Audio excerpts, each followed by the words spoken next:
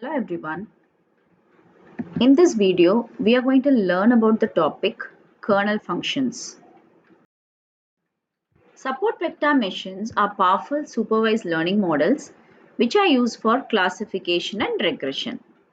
One main feature of SVM is their ability to classify the data that's not linearly separable by using the kernel functions. These kernel functions transform the input data into a higher dimensional space where it becomes easier to find a hyperplane that can separate the classes. Now let us learn the different types of kernel functions. The first one is the linear kernel. This is the simplest type of kernel function. It computes the dot product of the two input vectors. At the same time, it effectively preserves the original feature space.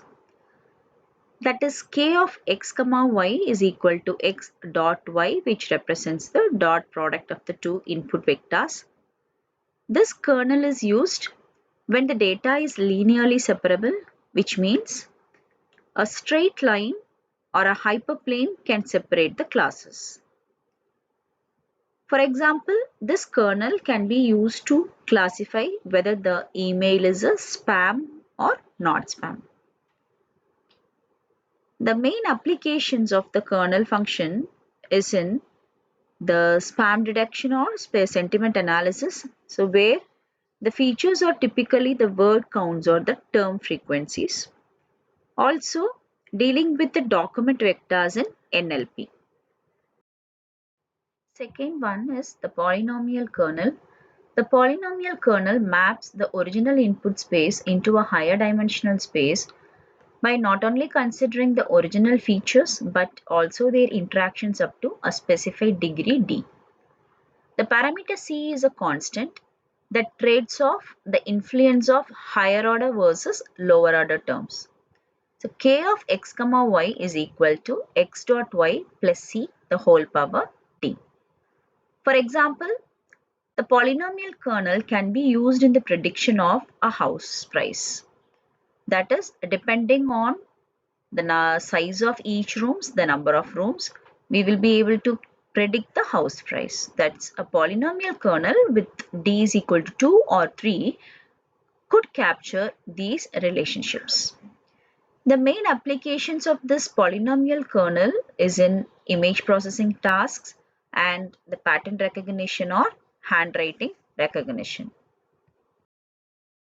Radial basis function kernel, RBF kernel. This maps the data into an infinite dimensional space and is effective in handling nonlinear data. The parameter gamma controls the width of the Gaussian curve and thus the influence of individual data points. K of x comma y is equal to exponential function of minus gamma, and this x minus y, this is the squared distance between the two data points. So x and y are the data points and this is the squared distance between the two data points, and this exponential function is returning the similarity measure for it. The example for this RBF kernel is the dataset with the points that are forming concentric circles. Main applications are in image classification and in anomaly detection. Sigmoid kernel. Sigmoid kernel is similar to the activation function used in neural networks. It computes the hyperbolic tangent of the dot product of the input vectors. The parameters alpha and c need to be adjusted to control the shape of the decision boundary. K of x comma y equal to tan h of alpha dot x dot y plus c. Example of sigmoid kernel, that is in dataset resembling a sigmoidal curve, similar to the logistic regression problem. The applications are in situations where the data exhibits properties similar to those modeled by neural networks and anomaly detection. Laplacian kernel. This is similar to the RBF kernel, but here instead of squaring the distance, we use the absolute value. Example is in situations where the data is sparse and small changes in the input space need to be captured.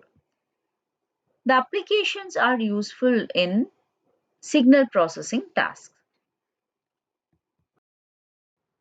How to choose the right kernel function? The choice of kernel is depending upon the nature of the data. For example, if the data is linearly separable, the linear kernel is sufficient. In case if the data is exhibiting some non-linear relationships, RBF or polynomial kernel might be more appropriate. Linear kernels are computationally less expensive and it is working well with high dimensional sparse data like some text. This non-linear kernels like RBF, they are more computationally intensive, but it's necessary for complex data distributions. Each kernel is coming with its own parameters like gamma, D and C. We need to tune them using the cross-validation in order to achieve the best model performance. Now in this video we have seen what are kernel functions and the types of kernel functions and also how to choose the right kernel function. Thank you.